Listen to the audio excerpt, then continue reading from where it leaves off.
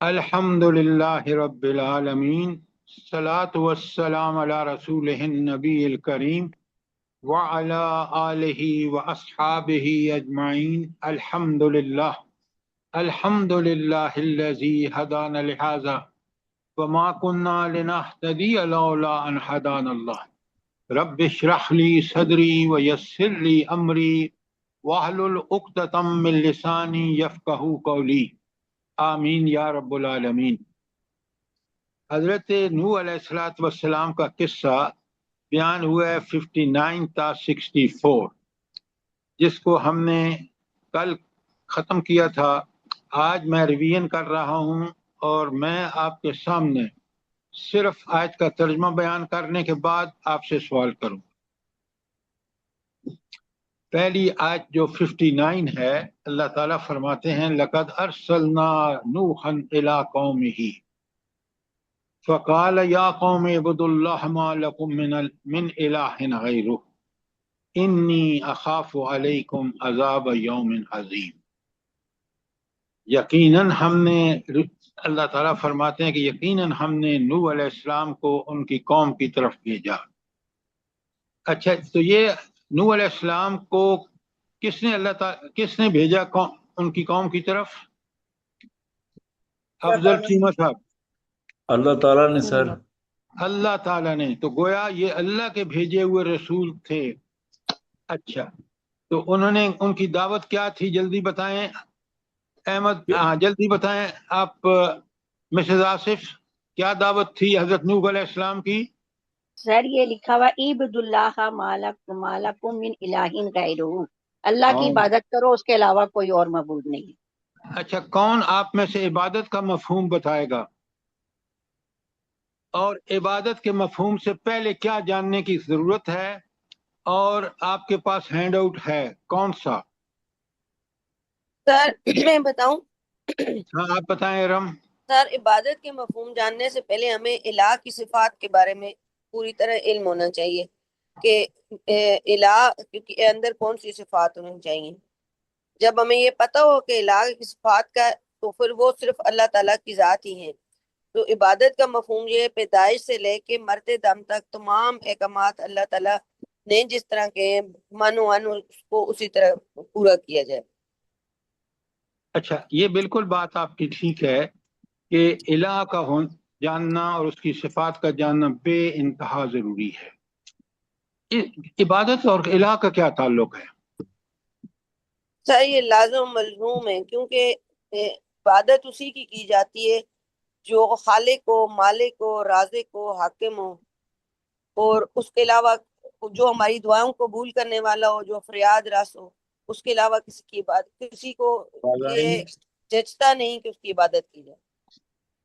آپ یہ کیوں نہیں کہتی کہ عبادت الہ کی ہوتی ہے؟ الہ وہ ہستی ہے جو ان صفات کا مالک ہے جو آپ نے فرمائی ہے، تاکہ بالکل بات کلیئر ہو جائے۔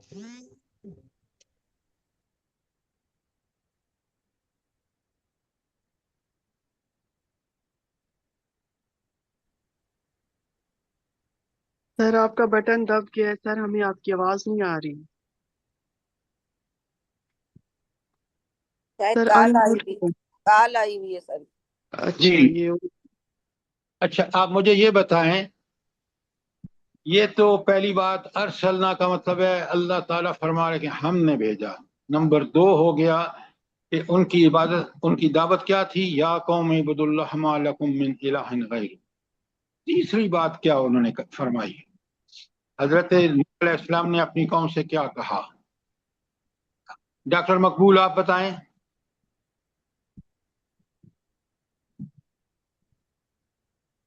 ناظرہ بھابھی آپ بتائیں۔ جی یہ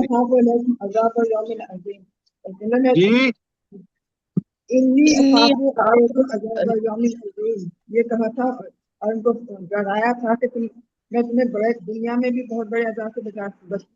آپ کی آواز کم آ رہی ہے، ذرا اس کو مائک کو قریب رکھیں اور دوبارہ بات فرمائیں۔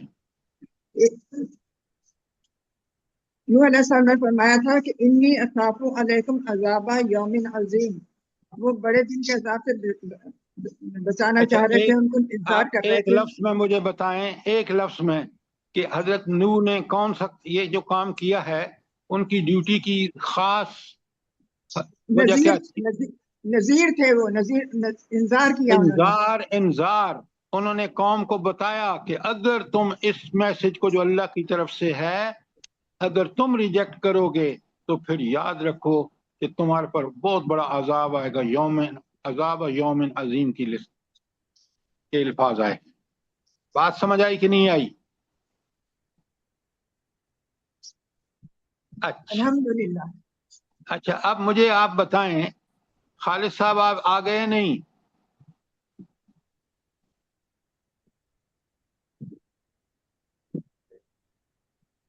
اچھا، مجھے ذرا شبانہ صاحبہ بتائیں کہ یہ جو اگلی آیت ہے قال الملأ من قومہ ان نراک فی ضلال مبین، تو ان کی قوم کے سرداروں نے جواب دیا کہ ہم تو آپ کو کھلی گمراہی میں دیکھتے ہیں. یہ سرداروں نے کس سے کہا بلا؟ سعدیہ جنجوعہ. حضرت نوح کو. حضرت نوح کو کہا، بالکل آپ نے ٹھیک کہا. تو انہوں نے حضرت نوح کو کیا کہا بلا؟ جلدی بتائیں. کہ تم تو سراسر گمراہی میں مبتلا ہو. اچھا، یہ کیوں کہا سرداروں نے کہ تم سراسر گمراہی میں ہو؟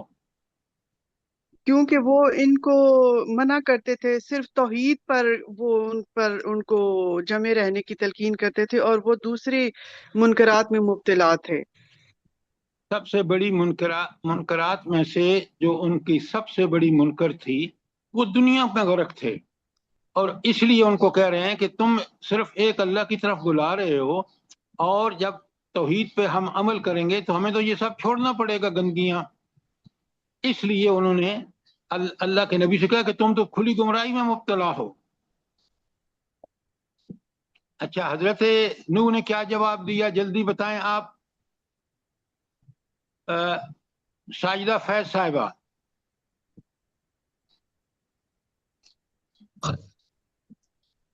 ام عبداللہ آئیے نہیں؟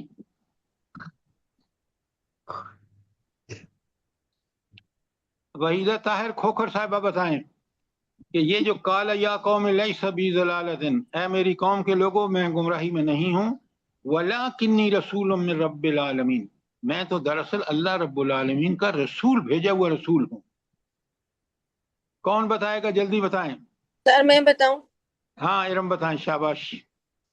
سر نوح علیہ السلام نے اپنی قوم کے جو آیت نمبر 60 میں انہوں نے کہا تھا کہ تم کھلی گمراہی میں مبتلا ہو، تو اس کے جواب میں کہا کہ میں تو گمراہی میں مبتلا نہیں ہوں، بلکہ اللہ نے مجھے رسول بنا کے بھیجا ہے جو تمام جانوں کا پروردگار ہے، جو تمہاری جسمانی ضرورتیں بھی پوری کرتا ہے اور روحانی ضرورتیں پوری کرنے کے لیے اللہ تعالیٰ نے مجھے بھیجا ہے. شاباش شاباش، ایکسیلنٹ. اچھا، اگلی بات پڑھ رہا ہوں. ابلغکم رسالات ربی، میں اپنے رب کے پیغام تمہیں پہنچا رہا ہوں. وانصح لکم، پہلے یہ بتائیں یہ کتنی اہم ہے کہ اب ابلغوا رسالت ربی. جی کون بتائے گا؟ شمشاد صابر عباسی صاحب.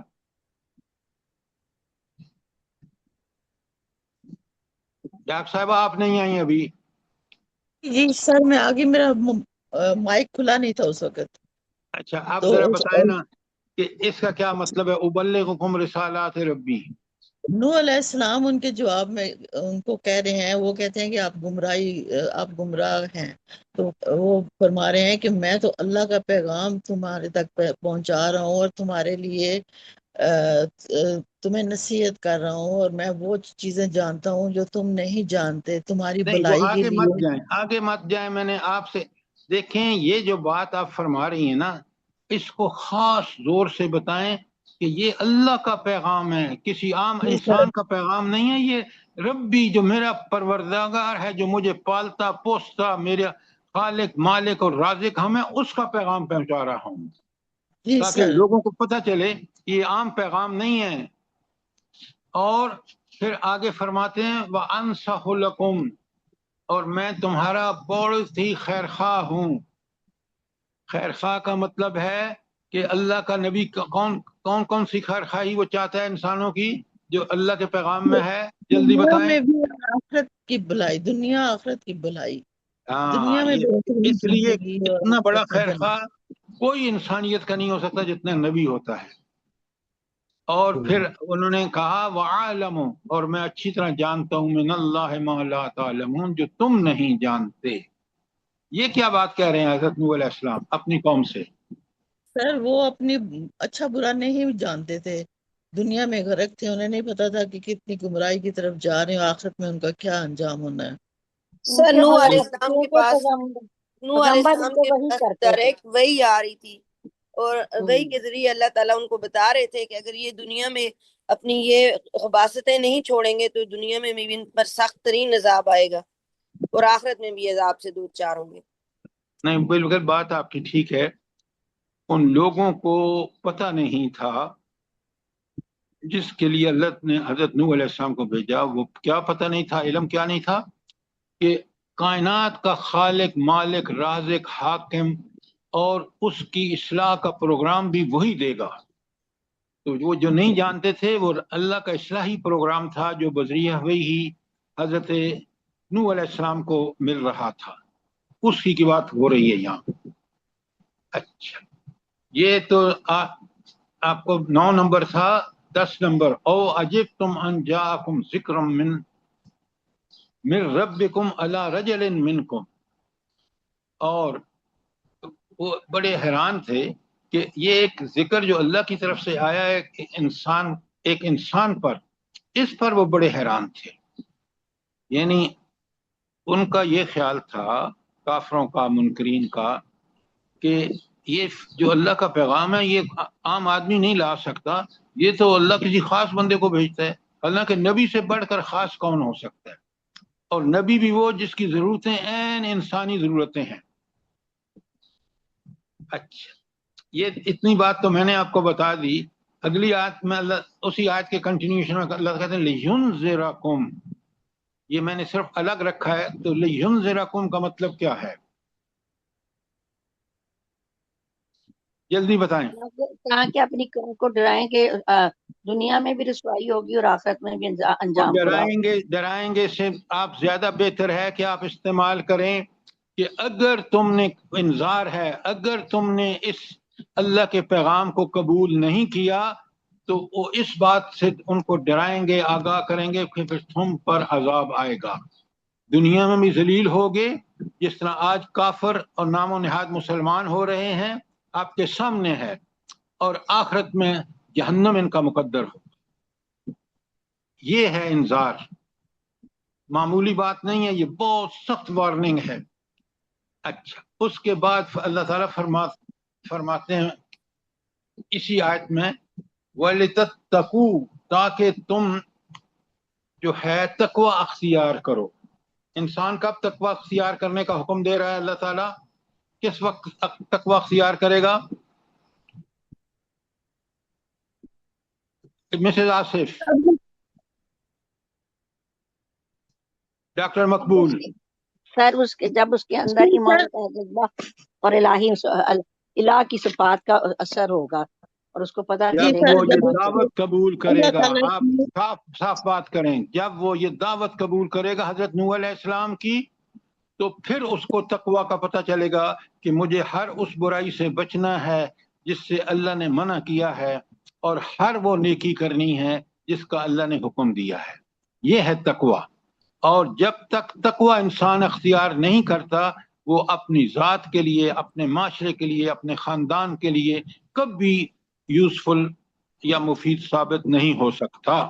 یہ نوٹ کریں، تقوی ہی ہمیں انسان بناتا ہے، اور تقوی ہی ہمیں اس بات کی گارنٹی ہے کہ تقوی کر کے ہم بہترین انسان بن سکتے ہیں جو مفید ہے ہر انسان کے لیے.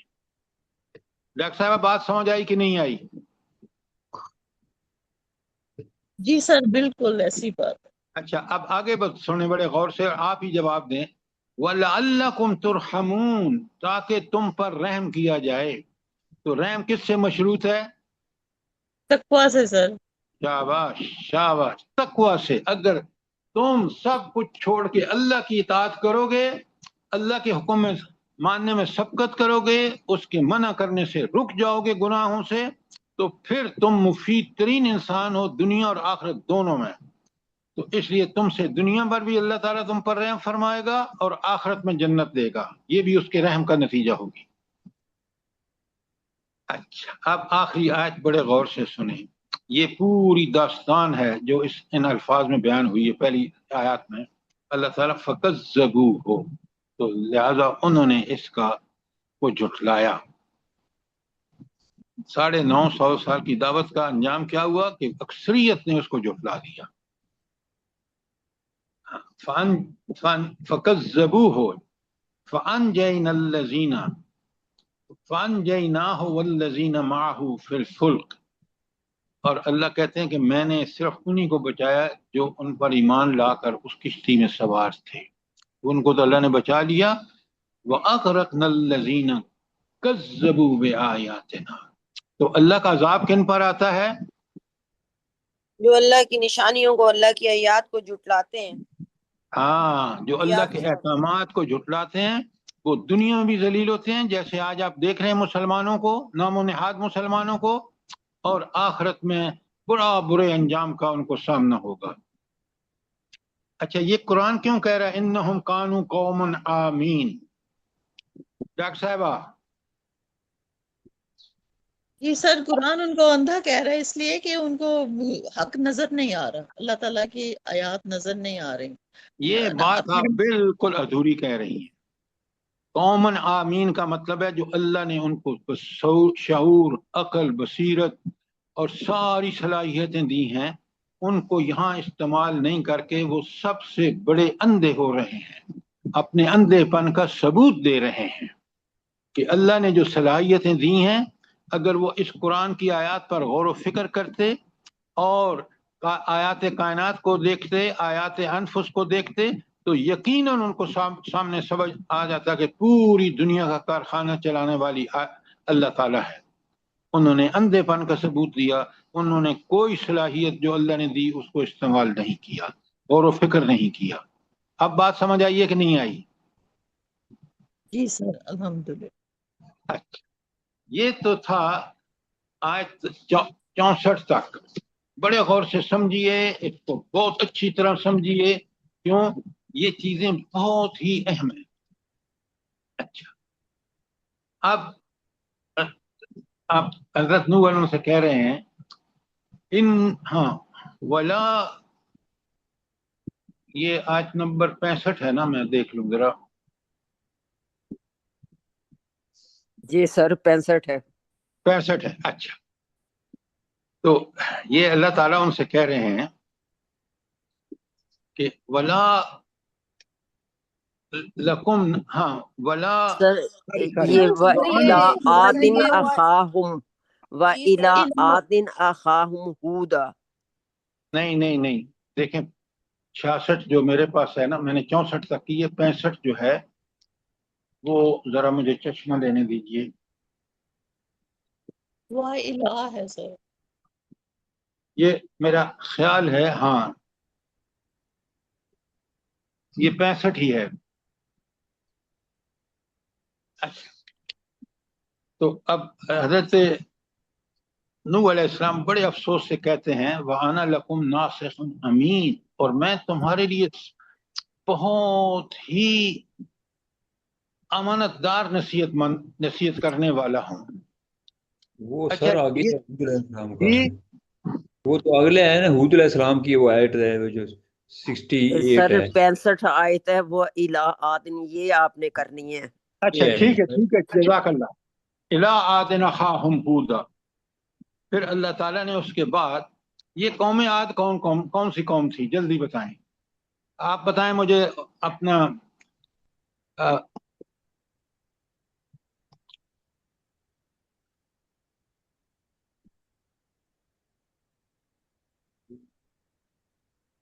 آپ کی آواز بند ہو گئی ہے۔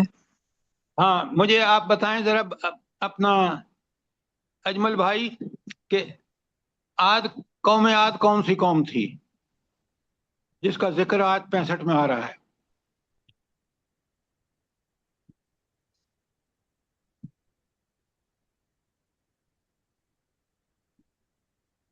حضرت نوح جی حضرت نوح علیہ السلام حضرت نوح علیہ السلام کی قوم تھی جی یہ وہ لوگ حضرت تھے ان حضرت کی ہود اولاد تھے جو ہود علیہ کشتی میں السلام۔ سوار تھے۔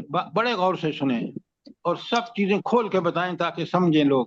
قوم عاد جو ہے وہ ان لوگوں کی اولاد تھی جو کشتی میں ایمان لائے تھے اور اللہ نے بچا لیے تھے۔ یہ جب گمراہ ہوئے تو گمراہی کے بعد اللہ نے ان کی طرف حضرت ہود کو بھیجا، اور یہ قوم عاد اصل میں حضرت نوح کی قوم میں سے لوگ تھے جو کشتی میں بچ گئے تھے اور بعد میں یہ گمراہ ہو گئے۔ تو ان ایک سردار کا نام عاد تھا، یہ انہی کی قوم ہے۔ تو اللہ تعالیٰ نے ان کی طرف کون سا نبی بھیجا؟ حضرت ہود۔ اچھا کیا دعوت تھی ان کی، ذرا جلدی سے بتائیں۔ امداد میمن بھائی بتائیں، حضرت عاد کی حضرت ہود کی دعوت کیا تھی؟ توحید کی دعوت تھی، پر میں نے ابھی جوائن کیا ہے، میں سن رہا ہوں۔ ہاں کائنڈلی آپ میں بتا بتاؤں دیجیے۔ یا قوم اعبدوا اللہ ما لکم من الہ غیرہ۔ بالکل حرف بر حرف وہی دعوت ہے جو حضرت نوح کی دعوت تھی۔ کیوں؟ انبیاء ایک اللہ کی طرف سے آتے ہیں، وہ دعوت وہی ہوتی ہے، بالکل وہی دعوت ہے، یا قوم اعبدوا اللہ ما لکم من الہ غیرہ۔ اچھا پھر آگے یہ کہتے ہیں افلا تتقون، پھر تم تقوی کیوں نہیں اختیار کرتے؟ یہ کیوں کہا؟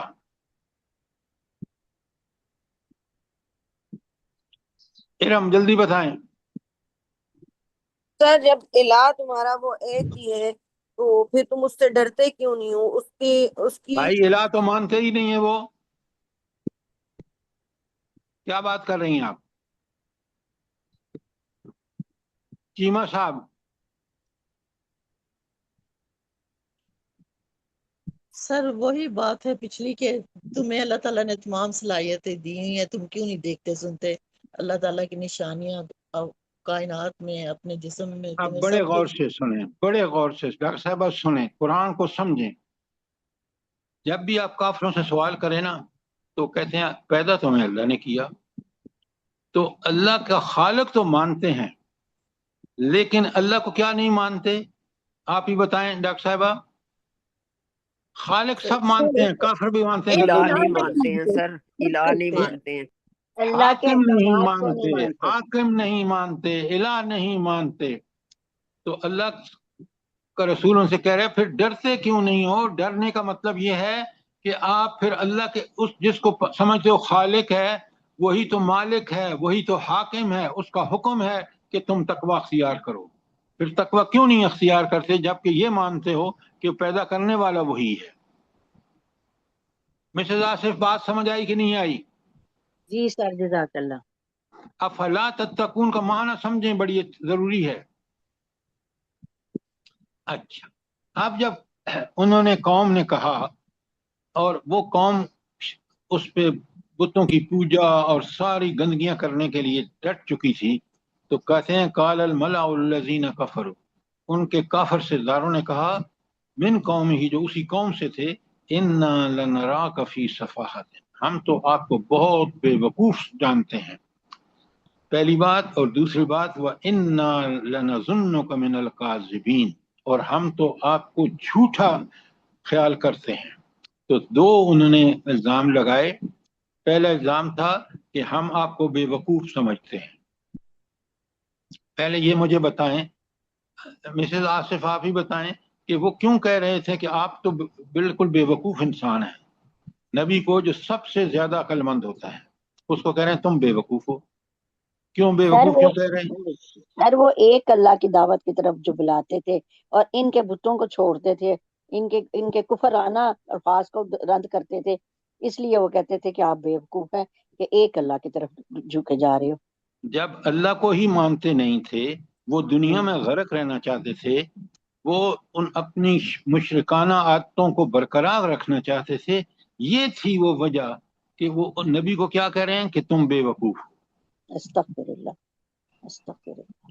اور آگے کہا کہ وَإِنَّا لَنَظُنُّكَ مِنَ الْكَاذِبِينَ، ہم تو آپ کو جھوٹا خیال کرتے ہیں۔ یہ کیوں کہا؟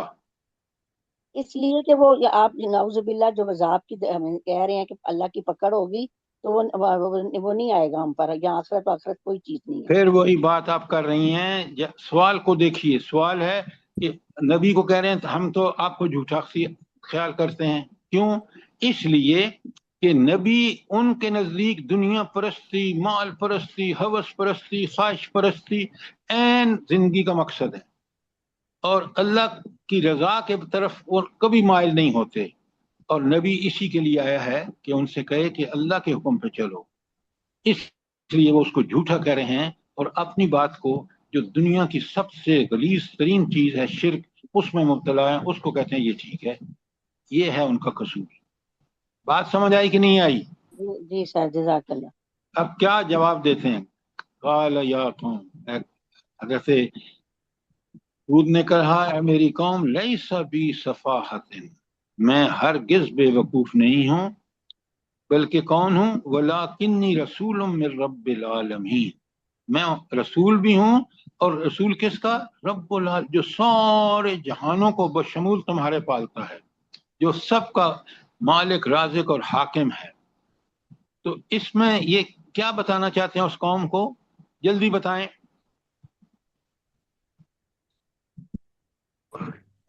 تمہیں بھی پالنے والا اللہ ہے اور ہمیں بھی پالنے والا اللہ ہے، اور اللہ سارے جہان کو پال رہا ہے. تو اس لیے اس کی میرے ساتھ بیوقوفی نہیں لگی ہوئی. اللہ معاف کرے. اور اب میں اگر اللہ کا اگلی بات آپ نہیں اللہ کہیں گے نا، یہ ساری باتیں ٹھیک ہیں.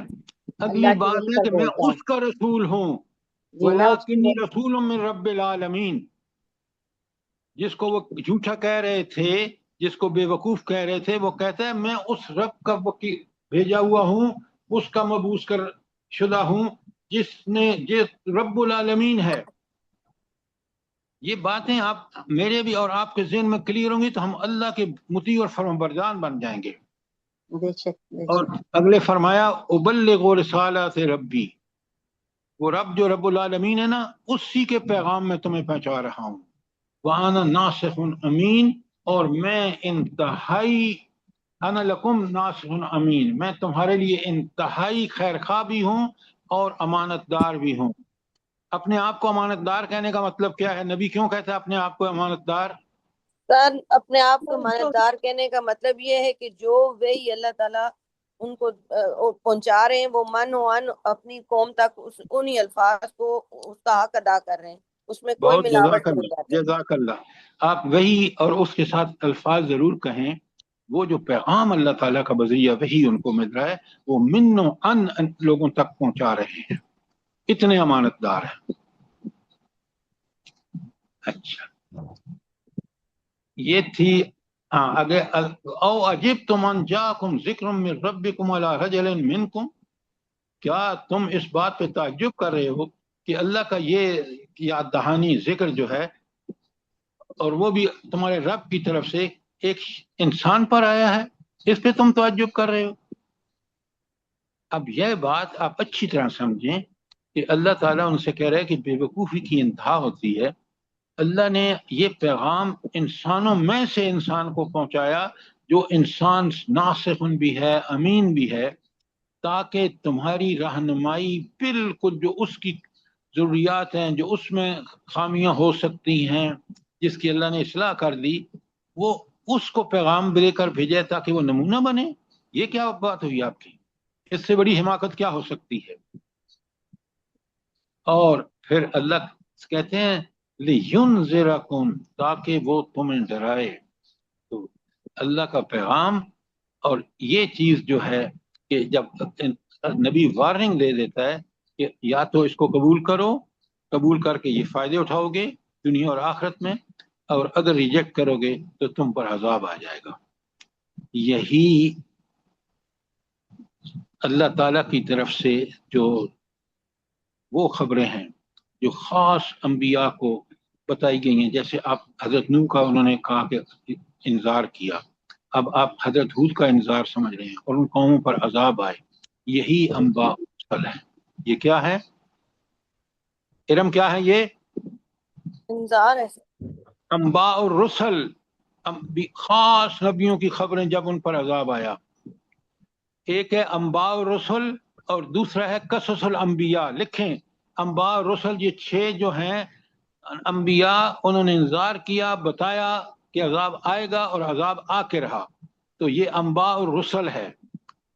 اچھا یہ بتائیں کہ جو قصص الانبیاء ہیں، دیکھیں نا میں نے آپ کو لکھ کے بھیجا ہے، ہینڈ آؤٹ بھیجا ہے کہ مکی صورتوں کے مرکزی مضامین میں نمبر 1 عقائد و ایمانیات، نمبر 2 انباء اور رسل اور قصص الانبیاء، اور تیسری چیز ہے اخلاقی تعلیمات۔ اچھا اخلاقی تعلیمات تو بعد میں بات کریں گے، آپ مجھے بتائیں کہ انباء اور رسل اور اس میں قصص الانبیاء میں فرق کیا ہے؟ جو سمجھتا ہے میں ٹھیک بتا سکتا ہوں وہ بتائے۔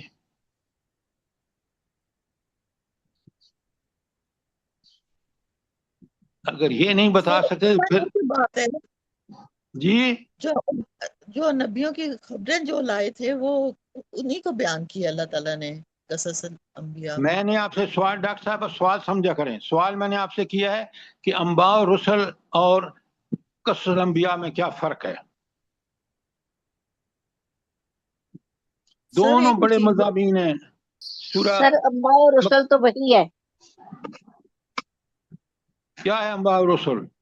وہی سر جو اللہ تعالیٰ کی طرف سے رسول کو آتی ہے، اور خدا قصص کا خوف الانبیاء کریں، خدا کی کا کہانی۔ خوف کریں، یہ بنیادی چیزیں آپ کو پتہ ہونی چاہیے، بڑے غور سے سنیں۔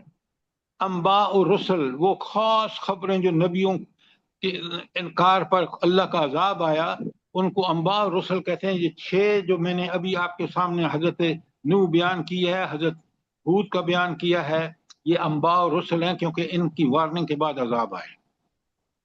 انباء اور رسل سمجھ آ گئی مسز آصف؟ جی سر اب الحمدللہ۔ سنیں، قصص الانبیاء کیا ہے وہ الگ بات ہے۔ آپ سورہ یوسف پڑھیں نا، یوسف علیہ السلام نے کبھی وارننگ نہیں دی، اور انہوں نے یہ بھی نہیں کہا کہ تم اگر مجھ پر ایمان نہیں لاؤ گے تو تمہارے پاس ساتھ کیا ہوگا۔ انہوں نے سمپل ایک انبیاء نبی کی زندگی گزاری، ان کے سامنے رکھی اور ان کو صرف دعوت دی، اور آپ دیکھیں کہ اس قوم پر کوئی واضح عذاب کی علامت نہیں ہے۔ ایسے قصے جو جیسا حضرت یوسف کا بیان ہوا ہے ان کو قصص الانبیاء کہتے ہیں، اور یہ 6 واقعات جن میں انبیاء نے کہا کہ تم پر عذاب آیا ہے، عذاب آئے گا، اور وہ عذاب آیا، ان کو انباء اور رسل کہتے ہیں۔ سوال کریں اگر بات اب بھی سمجھ میں نہیں آئی تو۔ یہ فرق آپ کو پتہ ہونا چاہیے کہ انباء اور رسل اور چیز ہے، کیونکہ اس میں عذاب کی دھمکی ہوتی ہے اور وہ عذاب آ کے رہتا ہے، اسی لیے اس کو انباء اور رسل کہتے ہیں کہ وہ نبیوں کی خاص خبریں ہیں۔ اور قصص الانبیاء جیسے حضرت یوسف کا پورا واقعہ سورہ یوسف میں بیان ہوا ہے، عذاب کا کہیں ذکر نہیں، لیکن وہ وحی ان کو آتی ہے، اور وہ اس وحی کے تحت جو اس میں قیدیوں کے ساتھ ڈسکشن کرتے ہیں، میں آپ کو جب صورت آئے گی بتاؤں گا، لیکن کہیں انہوں نے عذاب کی دھمکی نہیں دی۔ ایسی واقعات کو قصص الانبیاء، اور یہ جو 6 واقعات ہیں، پھر سورہ ہود میں واقعات آئیں گے، پھر سورہ شعراء میں واقعات آئیں گے، یہ سارے انباء اور رسل ہیں۔ بات سمجھ آئی کہ نہیں آئی؟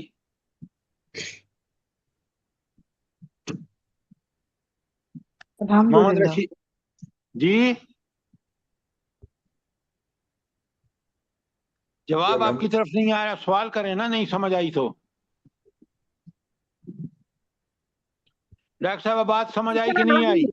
جی سر بالکل واضح فرق ہے، صحیح سمجھ آ گئی۔ اگر آپ کو یہ نہیں پتا نا کہ ان میں فرق کیا ہے، تو پھر آپ نے قرآن میں ان واقعات کی حقیقت کو نہیں سمجھا۔ اب یہ انباء اور رسل دیکھیں کس قدر انبیاء نے وارننگ دی، اور بالکل یہ وارننگ اللہ تعالیٰ کی طرف سے تھی، اور اللہ تعالیٰ نے ان پر عذاب، انہی کو ایام اللہ کہا ہے شاہ ولی اللہ رحمہ اللہ نے، کہ یہ وہ دن ہیں جب اللہ کا عذاب آیا۔ سارے دن اللہ کے ہیں، لیکن یہ جو بے ایام اللہ لوگوں کو وارننگ دی جاتی ہے، اس کو کہتے ہیں تذکیر بے ایام اللہ، اور یہ ساری تذکیر ہم پڑھ رہے ہیں انہی واقعات میں۔ बात समझ आई है कि नहीं आई? जल्दी बताएं। जी सर, अल्हम्दुलिल्लाह। मैं इस पर इसलिए वक्त दे रहा हूँ, बड़ी डिस्कशन कर रहे हैं, क्योंकि ये कुरान की मक्की सूरतों के मरकजी मज़ामीन में से है। मिसेज आसिफ, बात समझ आ गई? अल्हम्दुलिल्लाह सर। हाँ, सवाल किया करें अगर बात समझ ना आए तो, ताकि हम बड़े क्लियर होकर आगे चलें। अच्छा सर, ये जैसे हजरत मूसा अलैहिस्सलाम का और फिरौन का वाक़या है, तो उसको भी अंबिया और रसूल में शामिल करेंगे? देखिए, वहां फिरौन गर्क हुआ बड़ा बाद में, लेकिन पूरी आप देख लें जो मूसा इस्लाम का वाक़या बयान हुआ है, आप पढ़ लें सूरत नंबर 12 जो जिसका नाम ही सूरह वो यूसुफ है, कि उसमें ऐसा कोई क्लेम हजरत मूसा ने नहीं किया। बात समझ आई है कि नहीं आई? इसलिए उसको कसस कहते हैं। और इन सब वाकयात को जो यहाँ बयान हुए हैं, सूरह हूद में बयान हुए हैं, सूरह शोरा में बयान हुए हैं, अंबिया ने कहा अजाब आएगा, उन पर अजाब आया, इनको अंबा और रसुल कहते हैं। और उन सिर्फ जिन नबियों का जिक्र बयान हुआ है और उन किस्से बयान हुए हैं, उनको कसस अंबिया कहते हैं। कसस अंबिया में हजरत यूसुफ के अलावा और किसका किस्से हैं? हाँ, बहुत अच्छा सवाल किया आपने। आप मुझे बताएंगी कौन सा वाक्य है? सूरह ताहा में हजरत मूसा का वाक़या। मैं बताता हूँ आपको। हजरत इब्राहीम अलैहिस्सलाम, हजरत इब्राहीम अलैहिस्सलाम, समझ आई कि नहीं आई?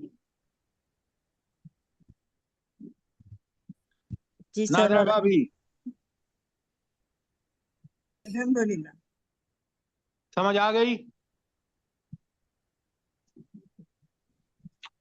अच्छा, अगर कोई सवाल नहीं है तो आगे चलते हैं। तो अब आपको ये इसलिए मैं खोल के बयान कर रहा हूँ कि सारे अंबिया की वाकयात जो आगे आ रहे हैं, कौम हूद और कौम आद के में फ़र्क क्या है, मैं अब 71 नंबर पे चल रहा हूँ जाके, ताकि आपको बताऊं कि हजरत हूद की कौम, और मैंने आपको लिख के भेज दिया है कि कौम हूद का किन सूरतों में जिक्र है। आपके पास पहुंच गया है ना? जी जल्दी सर, बताएं।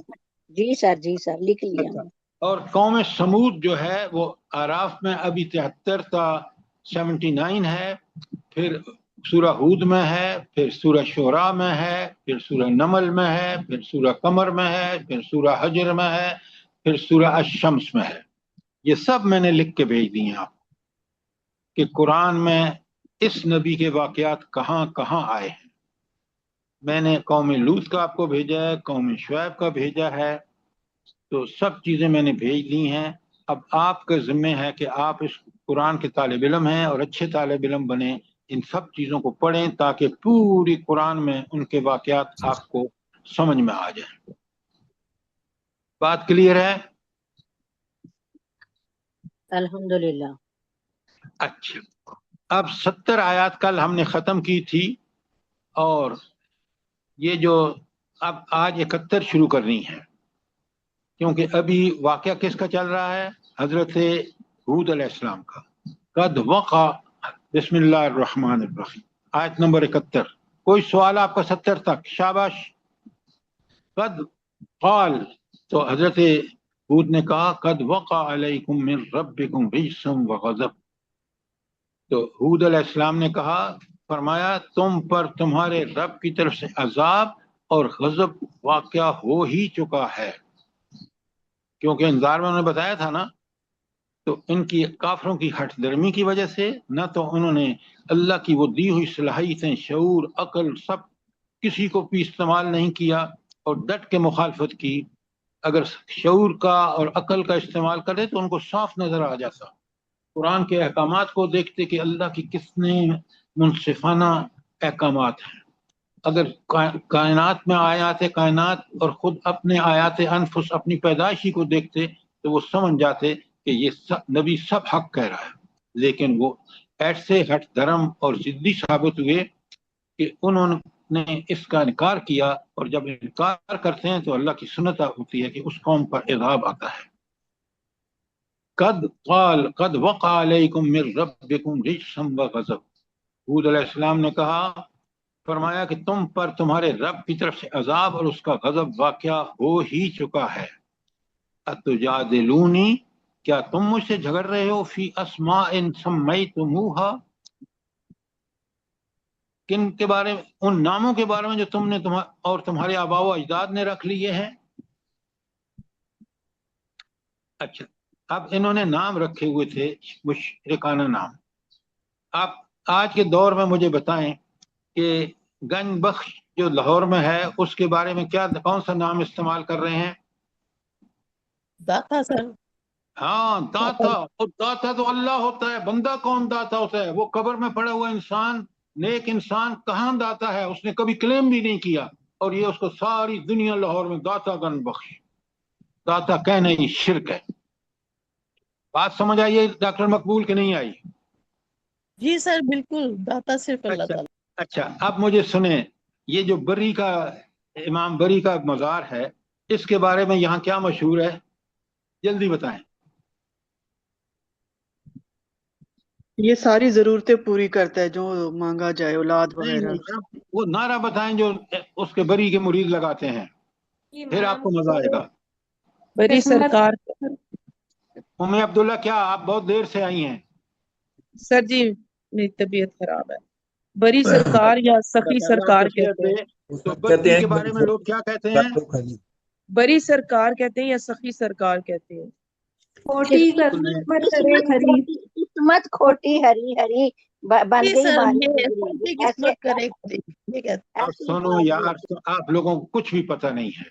لوگ کہتے ہیں بری کے بارے میں، کہتے ہیں میری کھوٹی قسمت کرو کھری.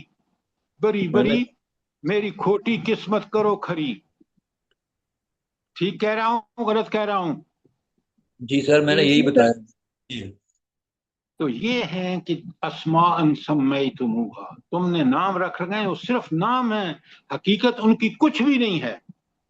نہ گنج بخش داتا ہے، نہ کھوٹی قسمت کو کھڑی کر سکتے ہیں بری. صرف اور صرف اللہ داتا ہے، اور اللہ ہی قسمت کو بدلنے کا حق رکھتا ہے. بات سمجھ آئی ہے کہ نہیں آئی؟ جی الحمدللہ. آپ شرکیہ کلمات کو کہنا بھی جو ہے وہ بہت بڑا شرک ہے. اچھا، اللہ تعالیٰ فرماتے ہیں، کتنی پیاری بات ہے 71 میں، ما نزل اللہ بہا من سلطان، اللہ تعالیٰ نے اس کے بارے میں کوئی سند نہیں اتاری کہ یہ داتا گنج بخش ہیں، اور یہ داتا کا نام اللہ نے، ان کا اپنا ایک نام ہے، وہ خزانے کبھی کسی کو نہیں دے سکتے، اللہ ہی دیتا ہے. اچھا، تو اس کے لیے کوئی اللہ نے سند نہیں گزاری. اب نبی ان سے کیا کہہ رہا ہے؟ نبی کہہ رہا ہے فانتظروا انی معاکم من المنتظرین، تم بھی انتظار کرو، میں بھی تمہارے ساتھ انتظار کرنے والوں میں سے ہوں، میں ہوں. اچھا، یہ نبی کیوں کہہ رہا ہے ان سے؟ جلدی بتائیں. عذاب کا انتظار کرو تم.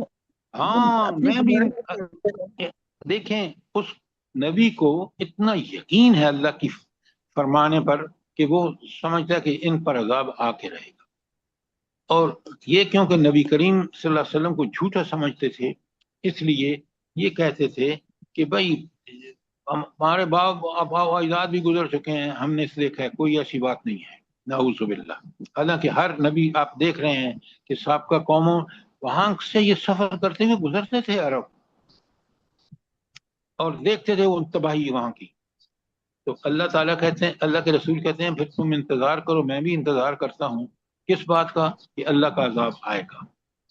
اللہ کہتے ہیں پھر 72 آیت میں، فَأَنْجَيْنَاهُ وَالَّذِينَ مَعَهُ، ہم نے ان کو نجات دے دی اور ان لوگوں کو بھی جو ان پر ایمان لا کر ان کا ساتھ دیے ہوئے.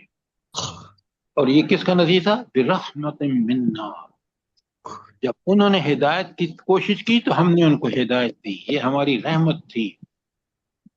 اور آگے اللہ کہتے ہیں، دیکھیں ایک ہی آیت کے ٹکڑے میں کتنی تاریخ بیان کر دی. وَقَطَعْنَا دَابِرَ الَّذِينَ كَذَّبُوا بِآيَاتِنَا، اور ہم نے جڑ کاٹ کے رکھ دی اس قوم کی جنہوں نے ہماری آیات کو جھٹلایا تھا. یہ جڑ کاٹنے کا کیا مطلب ہے بلا جلدی بتائیں؟ سر جی نسل تک کی بےخنی کر دی، یعنی ایک بھی نہیں بچا۔ ایسی تباہی مچائی کہ ان کا نام و نشان نہیں رہا، یہ ہے جڑ کاٹنا۔ اور ان کا جرم کیا تھا بلا جلدی بتائیں، اگلے آیت ٹکڑا بتائیں، جرم کیا تھا؟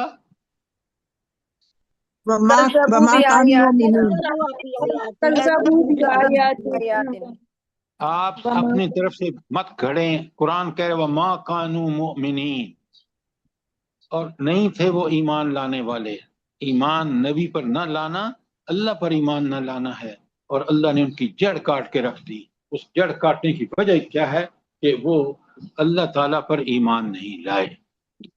میں اور آپ دیکھیں کہ فی الواقع ہمارا ایمان اللہ پر ہے، اور وہ ایمان اور یقین مانے جس کو اللہ پر ایمان اور یقین ہے وہ گناہ کا ارتکاب کبھی نہیں کر سکتا الا یہ کہ کوئی غلطی ہو جائے اس سے، اور وہ برائی سے بچ کے رہتا ہے۔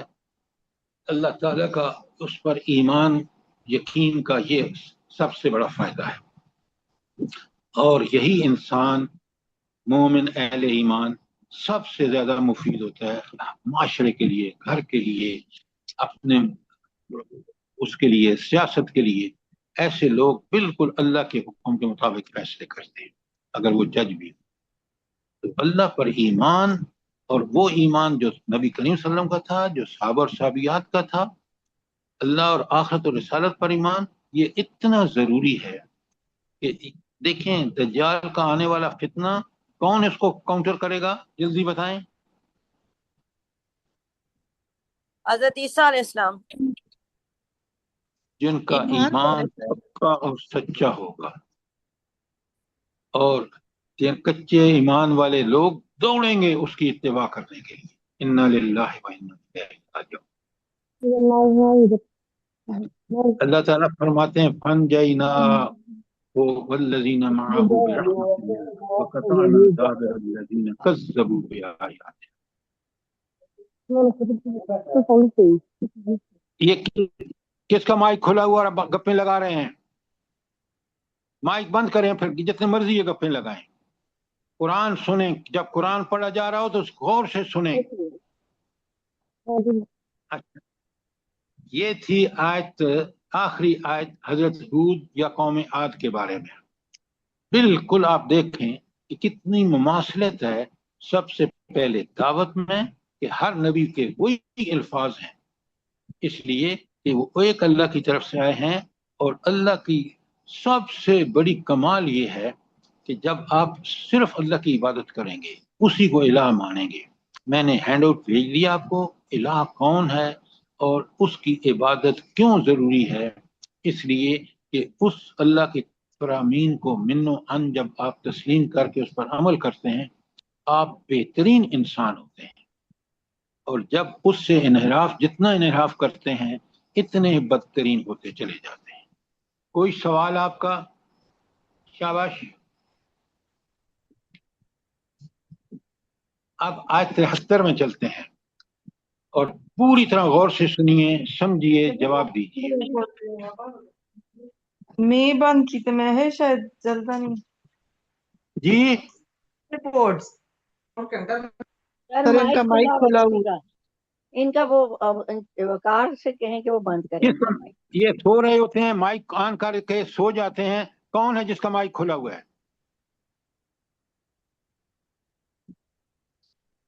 اب آیت 73 میں پڑھ رہا ہوں، بسم اللہ الرحمن الرحیم۔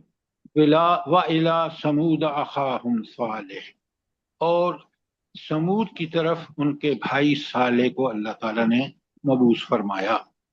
اچھا، سمود کون ہے بلا مسز آصف؟ سمود کون ہے؟ سر پہاڑوں کو کریت کر گھر بناتے تھے اور یہ بتوں کی پوجا کرتے تھے۔ کیا بتایا آپ نے؟ قوم عاد کی وہ نسل ہے جو گمراہ ہو گئی تھی۔ شاباش نادرہ بھابی، یہ قوم عاد کی گمراہ شدہ نسل ہے۔ قوم عاد پر جب عذاب آیا، اللہ نے ان کو مٹا دیا، تو ان میں سے صرف حضرت ہود کے ساتھی بچے، اہل ایمان تھے، اور ان کے جو ڈسینڈنٹ گمراہ ہوئے وہ سمود ہیں۔ قوم سمود وہ ہے. بات سمجھ آئی کہ نہیں آئی؟ جزاک اللہ. جواب دیا کریں تاکہ میں آگے چلوں. بات سمجھ آئی ہے کہ نہیں آئی سرفراز صاحب؟ سر میں نے کہا جزاک اللہ الحمدللہ. جی جی. ہاں سویا نہ کریں نا، جاگے رہ کریں. اچھا، اب اللہ تعالیٰ فرماتے ہیں کہ قوم سمود کی طرف اللہ تعالیٰ نے حضرت صالح کو بھیجا. اچھا، جب آپ نے بھیجا تو حضرت ہود اور ان کے اہل ایمان ساتھی جزیرہ نمایاں عرب کے جنوبی علاقے سے ہجرت کر کے شمال مغربی کونے پر جا کر آباد ہوئے. یہ ہجر کا علاقہ کہلاتا ہے. یہاں ان کی نسل کے آگے بڑھی اور پھر ان کی نسل آگے بڑھی اور پھر غالباً سمود نامی کسی بڑی شخصیت کی وجہ سے اس قوم کا یہ نام مشہور ہوا. یہ ہے حضرت قوم صالح کی، ساری قوم سمود کی. اچھا، اب دیکھیں بالکل وہی پیغام ہے. قال یا قوم اعبدوا اللہ ما لکم من الہ غیرہ قد جاءتکم بینۃ من ربکم. اچھا، یہ تو جو پہلے الفاظ ہیں قال یا قوم اعبدوا اللہ ما لکم من الہ غیرہ، بالکل وہی الفاظ ہیں جو حضرت نوح کے تھے اور اس سے جو سمود کی طرف بھیجے گئے تھے نبی، ساری عاد کی طرف وہ. ہود علیہ السلام کے. لیکن اب قد جاءتکم بینۃ من ربکم، تمہارے پاس ایک بینہ واضح دلیل خاص نشانی آ گئی ہے. کس کی طرف سے؟ من ربکم، تمہارے رب کی طرف سے. اب کیا نشانی اللہ تعالیٰ نے ان پر بھیجی؟ ناقۃ اللہ، معجزہ اللہ کی مانگتے تھے اونٹنی. تو پھر اللہ تعالیٰ نے اونٹنی پہاڑ میں سے نکالی تھی، وہ ان کے لیے بینہ تھی، معجزہ تھی. جزاک اللہ. اب یہ اونٹنی جو تھی ان کے آنکھوں کے سامنے پہاڑ سے نکل کر آئی، اور بینہ سے مراد اونٹنی ہے جو ان کے مطالبے پر معجزانہ طور پر چٹان سے نکلی تھی. اچھا، اب یہاں دیکھیں اللہ نے ان کو نشانی بھی بھیجی تھی جس کا انہوں نے مطالبہ کیا. اب حضرت کیا کہتے ہیں، حضرت جب معجزہ طلب کرتے ہیں اور معجزہ آ جاتا ہے نا، اور اس معجزے کا انکار بڑا مہنگا پڑتا ہے. حضرت صالح علیہ السلام فرما رہے ہیں ھذہ ناقۃ اللہ، یہ ہے وہ اللہ کی اونٹنی، لکم تمہارے لیے، آیۃ فذروھا، یہ تمہارے لیے ایک نشانی ہے اور اس کو چھوڑ دو. کس کے لیے چھوڑ دو؟ تاکل فی ارض اللہ، جہاں مرضی اللہ کی زمین میں کھائے. ولا تمسوھا بالسوء، اور کسی برے ارادے سے اس کو مت پکڑنا. فَيَأْخُذُكُمْ عَذَابٌ أَلِيمٌ، تو اللہ تعالیٰ تمہیں ایک بہت دردناک عذاب سے دوچار کرے گا اگر تم اس اللہ کی اونٹنی کو کچھ چھیڑو گے یا اس کا کوئی نقصان کرو گے. اب سوچیں، یہ ہے وہ جب کسی قوم پر معجزہ بھی اللہ نازل کر دیتا ہے اپنی طرف سے، اپنے نبی کی طرف سے. اللہ اپنے نبی کو دیتا ہے، نبی اس کا اظہار کر دیتا ہے، تو وہ معجزے کا انکار بہت ہی خطرناک ہوتا ہے. انہوں نے کیا کیا، اونٹنی اللہ نے جب بھیجی نا تو اونٹنی اس چٹان سے، پہاڑ سے برآمد ہوئی، اور اس اونٹنی کا ان کو یہ خمیازہ بھگتنا پڑا کہ ایک دن وہ پانی پیتی تھی اور دوسرے دن وہ سارے جانوروں کو پانی پلاتے تھے. اب یہ سرداروں کے لیے ناقابل قبول تھا کہ دوسرے دن ان کے وہ تو بڑے اپنے آپ کو عزت والے سمجھتے تھے، تو انہوں نے ایک بندے کو تیار کیا اور اس نے اونٹنی کے پاؤں کاٹ ڈالے. اب اللہ ان کو یاد کرا رہا ہے آیت 74 میں، وَاذْكُرُوا إِذْ جَعَلَهُمْ خُلَفَاءَ مِنْ بَعْدِ عَادٍ، اور یاد کرو جب تمہیں جانشین بنایا قوم عاد کی تباہی کے بعد، کیونکہ یہ نیک لوگ تھے، انہی کی یہ اولاد تھے جو بعد میں بگڑے ہیں، اور تمہیں جگہ دی ہم نے. وَبَوَّاكُمْ فِي الْأَرْضِ، اور تمہیں زمین میں جگہ دی، تَتَّخِذُونَ مِنْ سُهُولِهَا قَصُورًا وَتَنْحِتُونَ الْجِبَالَ بُيُوتًا، اور نرم میدانوں میں تم محل تعمیر کرتے ہو اور پہاڑوں کو تراش کر بھی اپنے گھر بنا لیتے ہو. یعنی ان کی الگ بستیاں تھیں میدانوں کے لیے، بڑے بڑے محل، اور پہاڑوں کو تراش کر کے انہوں نے جو اللہ کا انہوں نے کمال سیکھا تھا، اس کی وجہ سے وہ پہاڑوں کو تراش کر کے بڑے خوبصورت گھر بناتے تھے۔ اب یہ تھا ان کا کمال۔ اب دیکھیں جب اللہ کا عذاب آتا ہے تو کیا ہوتا ہے، یہ یاد رکھیں کہ یہ حضرت ابراہیم سے پہلے قوم گزری ہے، اور اللہ کہتے ہیں فاذکروا آلاء اللہ، تو اللہ کی نعمتوں کو یاد رکھو، ولا تعصوا فی الارض مفسدین، اور زمین میں فساد مچاتے نہ رہو۔ یہ کون اللہ کہہ رہا ہے؟ وہ جو ان کو اللہ نے یہ سہولتیں عطا فرمائیں، گھروں کی بستیاں بسانے کی، میدانوں میں، پہاڑوں میں۔ اب سنیں یہ کتنے متکبر لوگ تھے۔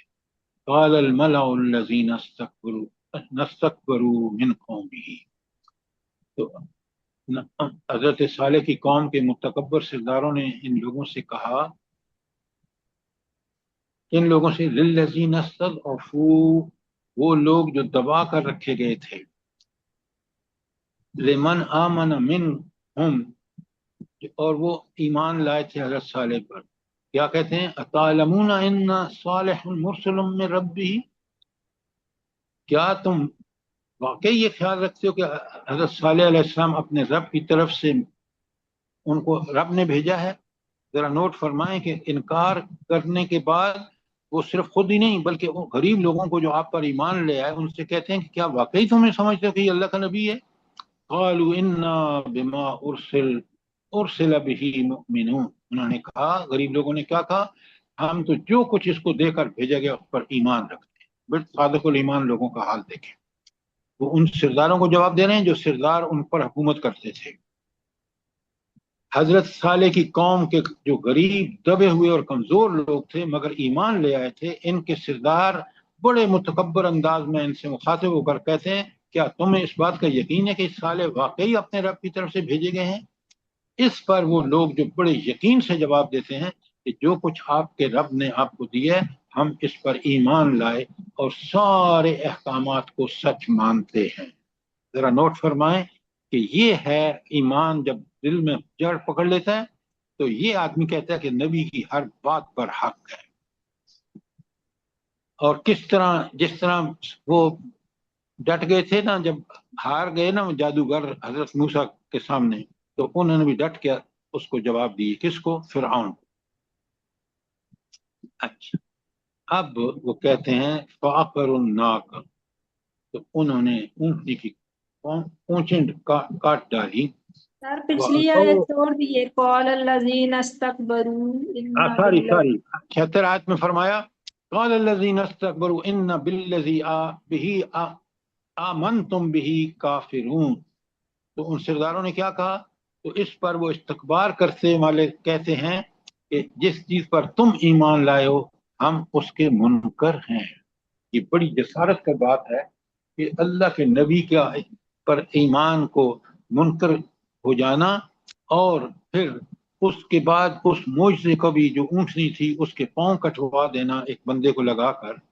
تو اب وہ کہتے ہیں وَقَالُوا يَا صَالِحُ آتِنَا بِمَا تَعِدُنَا إِن كُنتَ مِنَ الْمُرْسَلِينَ، اس سب کچھ کرنے کے بعد کتنے متکبر ہیں، کہتے ہیں اور کہا اے صالح لے آؤ وہ عذاب ہم پر جس سے تم ہمیں ڈراتے ہو اگر واقعی تم رسول ہو۔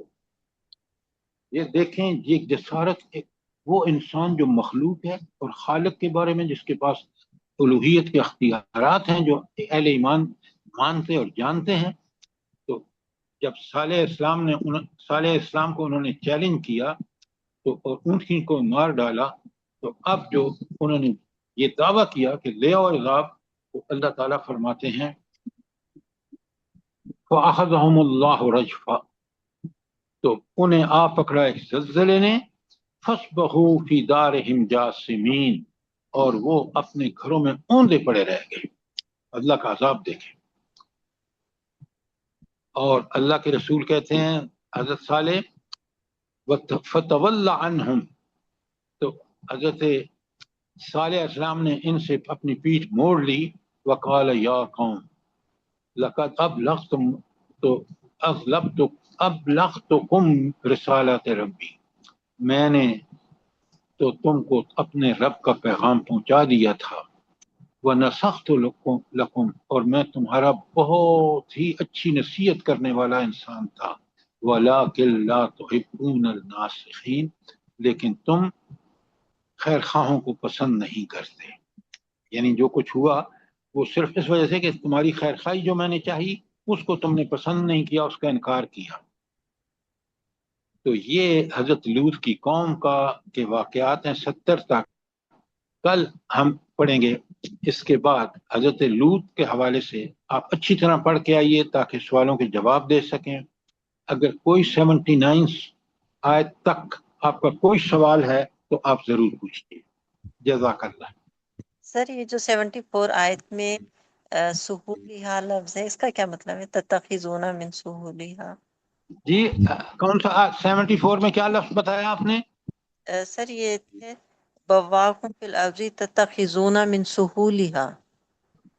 हाँ देखे ना, उसका तर्जुमा ये है कि जो मैदान है वहां तुम बड़े बड़े बिल्डिंग खड़ी करते हो और जो पहाड़ है उनको काट कर ये सहूलिहा वबव्वाकुम फिल अर्दे, और तुम्हें अल्लाह ताला ने जमीन में जानशीन बनाया। तत्तखिज़ून मिन सुहूलिहा, और तुम्हें जगह दी जमीन में और नरम जमानों यानी हमवार मैदानों में महल तामीर करते हो। ये तो हमवार जमीन पर। और वह तत्तखिज़ून अल जिबाल बयूता, और जो पहाड़ हैं उनमें तराश कर तुम मकान बनाते हो।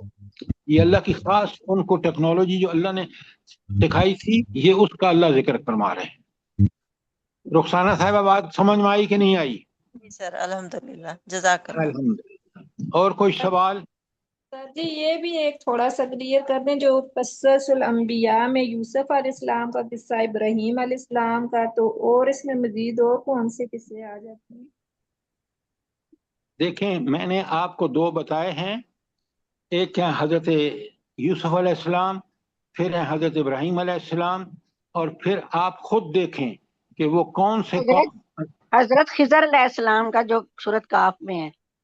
बिल्कुल हजरत खिजर अलैहिस्सलाम वो भी और नबी हैं। जी सर, और बाग वालों का किस्सा जो कि सूरह यासीन में भी है। थोड़ा सा आप भी अपना अकल और अल्लाह ने जो शऊर दिया है उसको इस्तेमाल करें ना।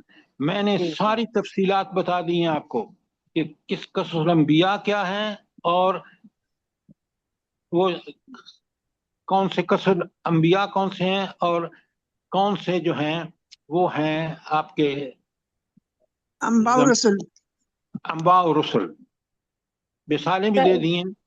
अब आप पूरे कुरान में जरा आप भी अपना, अल्लाह ताला ने आपको भी दिमाग दिया है, अकल दी है, शऊर दिया है, सलाहियतें दी हैं, उनको पढ़ें। और जैसे देखें ना, अभी मिस्टर आसिफ ने बताया कि भाई हजरत खिदर अलैहिस्सलाम हैं। सर जी इसमें वो जो बाग वालों का बता रही है वो तो अंबिया का तो किस्से नहीं है, वो तो बाग वालों का दो लोगों का वो बयान किया लेकिन गया। देखें उन्होंने हजरत मूसा की तरबियत की ना, तरबियत ही सफर कहेंगे उसको, और उन्होंने जो आखिर में कंक्लूड किया कि ये अल्लाह ताला की तरफ से इनका ये फैसला है, ताकि हजरत मूसा को पता चले कि वाकयात जाहिर में कुछ होते हैं और बातन में अल्लाह ताला की तरफ से कुछ होते हैं। ये बात समझ आई है कि नहीं आई आपको? जी सर। पूरा क्या काफ का जो असहाबे वाकया, कहफ को भी हम इसमें शामिल कर सकते हैं? किसको? असहाबे कहफ को बिल्कुल शामिल कर सकते हैं। असहाबे काफ तो शिकार हुए उन जालिमों हुक्मरानों के, लेकिन असहाबे काफ नबी नहीं हैं, याद रखें। अल्लाह ताला आपको बहुत जज़ाए खैर दे। आप सुनते हैं, समझते हैं और गौर व फिक्र ज्यादा से ज्यादा करें ताकि हमें कुरान की अजमतों का एहसास हो जाए। आप देखें अल्लाह का करम, देखें कि मैंने दुनिया घूमी है लेकिन कुरान के तालिब इल्म की हैसियत से देखा तो मुझे पता चला कि मगरबी तहजीब किस कदर जलील और रुस्वा हो रही है। आप देखें औरत बेचारी का, बच्चियों का कोई मुस्तकबिल नहीं है। معیشت سود کی وجہ سے تباہ و برباد ہو رہی ہے. امریکہ کا حال آپ کو نہیں پتا آج کیا ہے, یورپ کا کیا حال ہے. اس لیے عافیت صرف اور صرف اللہ کے دین اسلام میں ہے. کاش ہمارے حکمران, ہمارے ججز, ہمارے کھاتے پیتے لوگ اور ہمارے عوام الناس یہ بات سمجھیں. یہ ہم نے ان کو سمجھانی ہے اور بتانی ہے کہ اللہ کا دین جو ہر قسم کی خباثتوں سے پاک ہے وہ اللہ کا دین ہے, اور اللہ کا دین اسلام ہے. اور دین اسلام ہے قرآن اور سنت کی پیروی کا نام ہے, اخلاص کے ساتھ اللہ کی رضا کے لیے. ربنا تقبل منا انك انت السميع العليم وتب علينا انك انت التواب الرحيم. جزاک اللہ. آمین رب العالمین. جزاک اللہ خیر سر. اللہ پاک آپ کو صحت تندرستی والی زندگی دے اور ہم لوگ اسی طرح قرآن کے ساتھ جڑے رہیں, اور اللہ پاک سب کچھ ہم لوگوں کا بیٹھنا قبول کر لے, ہم لوگوں کی غلطیوں کو معاف کر دے جو بھی پڑھتے سننے میں ہوتی ہیں.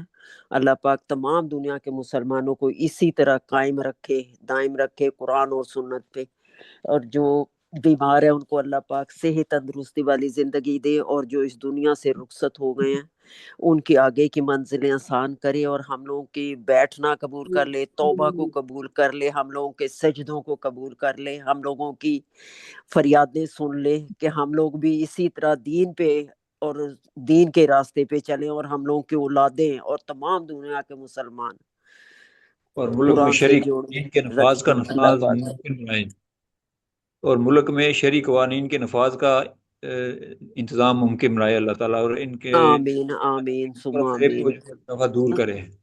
آمین جزاک اللہ, جزاک اللہ. آمین. آج ہم نے آیت 70 71 تا 79 کیا ہے, اور کل ہم نے شروع کرنا ہے قوم لوط کے حوالے سے. اللہ تعالیٰ آپ کو بھی اور مجھے بھی توفیق عطا فرمائے, اچھی طرح آمین پڑھیے ثم آمین. سمجھیے تاکہ سوالوں کے جواب دے سکیں. انشاءاللہ سر ضرور. جزاک اللہ.